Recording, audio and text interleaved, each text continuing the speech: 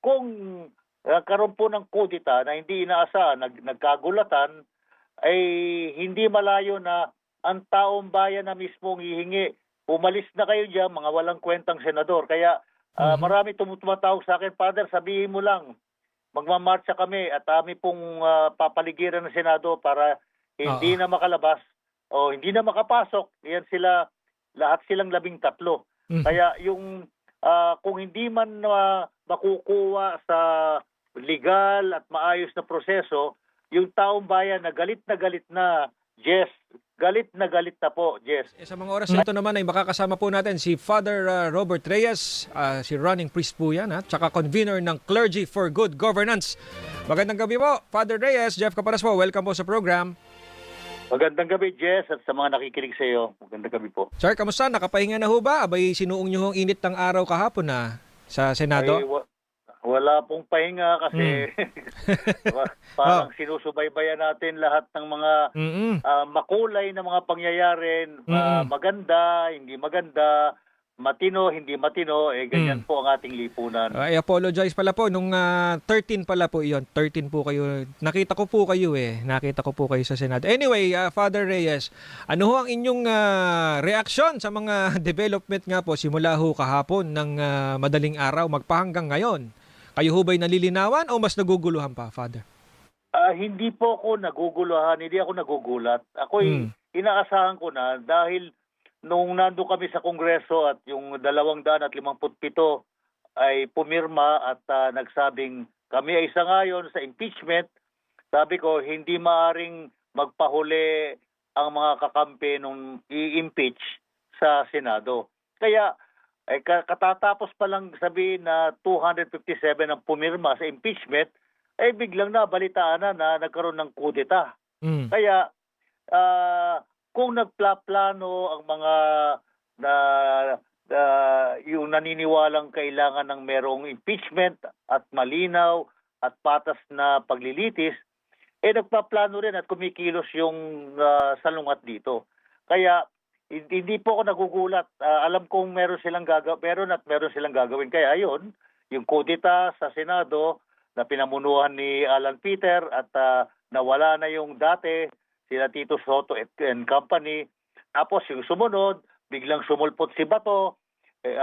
Yun ay medyo nagulat ako. Pero sabi ko, kailangan talaga sumulpot siya para mas marami yung bilang ng magkukudeta. Mm-mm. At yung sumunod ay yung barilan. Yun ay hindi rin ako nagugulat kasi barilan pero yung putok ng baril ay papunta doon sa bubong. Mukhang ang nakita ng mga bumaril doon sa loob ng Senado, nakakita yata sila ng tikbalang kasi ang taas ng mga putok, Mm-mm. no? At panghuli, yung biglang pagtakas ni Bato, abay, sobrang drama yan, di ba? Nagkudeta, sumulpot si Bato, binaril, yung mga tama ng bala, malapit na sa bubungan. Mm-mm. Tapos biglang nawala si Bato at mukhang sabay nawala si Bato saka si Robin Padilla. Mm-mm. Kapag pinagtagni-tagni mo yan, Jess, parang mababaw na telenovela, hindi ba? Parang Oo. hindi entertaining, parang nakakainis. Mm. Okay, Father, ano naman ho reaksyon nyo? Kasi kada ho lumulutang si Senator Bato, lagi niya hong binabanggit yung ito dahil sa Diyos, dahil ho sa Holy Spirit. May mga ganun ho siyang kataga eh. Ay, alam mo, pag desperado ng mga tao, talagang Diyos na ang binabanggit. Ganyan rin si Alan Peter, di ba? Palaging Diyos ang binabanggit. Binubuksan pa nga Biblia. Mhm. Kaya ang problema sa kanila, kung bakit sa halip na manahimik na lang at wag gamitin ang pangalan ng Diyos, di ba? Nasa ano na yan nasa 10 utos Wag Mm. mong gagamitin, don't use the name of God in vain, di ba? Wag mong Mm. paglaruan ang pangalan ng Diyos. Pinaglalaruan nila paulit-ulit at nakakapangilabot kasi may sabi nga ni Kristo, mag-ingat kayo kasi pati ang demonyo ay kumahalaw, ginagamit ang mga salita ng Diyos. Even the devil quotes the scriptures. Kaya ah, wala ko nakikitang ni kahiblang kabanalan kay Bato saka kay Alan Peter malapit-lapit po yung sinasabi ni Kristo tungkol sa mga demonyong nagko-quote ng scriptures. Kaya napakalungkot na walang nagagalit. Pero sa bagay ngayon, marami na ako nababasa sa social media. Galit na galit at talagang naiinsulto ang mga taong malapit sa Diyos at tahimik na nagdadasal at Mm. nagbabasa ng banal na kasulatan. Bastos na bastos sila sa maling paggamit ni Bato, ni Alan Peter, ni Joel Villanueva at kung sino pa man gumagamit sa salita ng Diyos Mhm. ng parang katigan ng kanilang mga maling ginagawa. Mhm. Kayo po, sa point of view nyo po, Father, sa mga development ka po, yung nangyari nga hong sinasabi nyong kudeta nung Lunes, palit ng leadership, tapos yung barilan nga po sa Senado, habang nawawala na po yung fog of war, ika nga no, yung hamog, ano ho ang nakikita nyo? Nalilinawan ho ba kayo?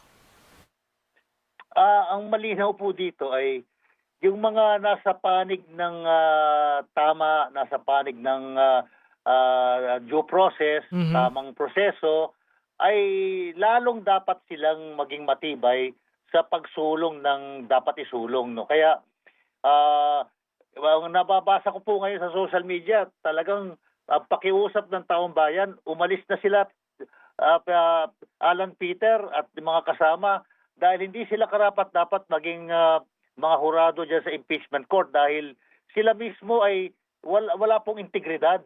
'Di ba? Kaya nakikita ko po kung karoon po ng kudita na hindi inaasahan, nagkagulatan, ay hindi malayo na ang taong bayan na mismo ang hihingi, umalis na kayo diyan mga walang kwentang senador. Kaya Mhm. marami tumatawag sa akin, Father, sabihin mo lang, magmamarcha kami at kami pong papaligiran ng Senado para Oo. hindi na makalabas o hindi na makapasok. Yan sila, lahat silang 13.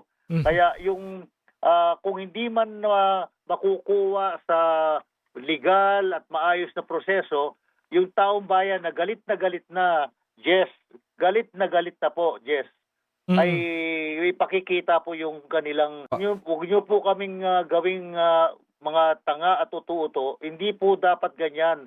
Ang mga Ah. namumuno sa amin ay may paggalang po sa taong bayan. Binabastos nyo na po ang taong bayan. Galit po na po kami. Ganyan pong Mhm. pananalita ng mga kumakausap sa akin, Jess. Opo. Father, sa dami po ng sabihin na natin versions of truth kasi kanya-kanya ho ng silang bersyon ng katotohanan. Kapag ho Opo. nagpa-presscon ho si ganito, ito ang totoo, nagpa-presscon si ganito, nagpa-interview si ganire, ito ang totoo. Dito ho sa mga versions of truth na ito, Father Reyes, ano ho sa tingin niyo yung magiging kumbaga pandiin ho dito na ito ang talagang kumbaga magba-back up ho doon sa kanilang mga sinasabi. Ano ho sa tingin niyo 'yon? Alam mo, kapag nag-press con ka ng press con, naman po talagang magawa yun na para sabihin na para ipakita na nasa tama ka at nasa Mm. mali ka. Kasi ngayon, maski na mag-press con ka, madali naman salagin yan sa social media eh. Di Mhm. ba kaya ang labanan ngayon, hindi lang sa mainstream media, Oho. sa social media, pag binasa mo, isang katerbang mga bersyon ng katotohanan ang lumalabas. Oo. Kaya ngayon, ang panindigan natin ay yung maling paggamit ng kapangyarihan, ng salita, ng media na nangyari lahat sa Senado, no? Yung kapangyarihan na ginamit nila Alan Peter, pinalayas ang NBI, tapos nung wala na NBI, nagkaroon ng putukan, Mhm. tapos yung kapatid ni Alan Peter, si Pia, nagreklamo, bakit nyo kami pinabayaan?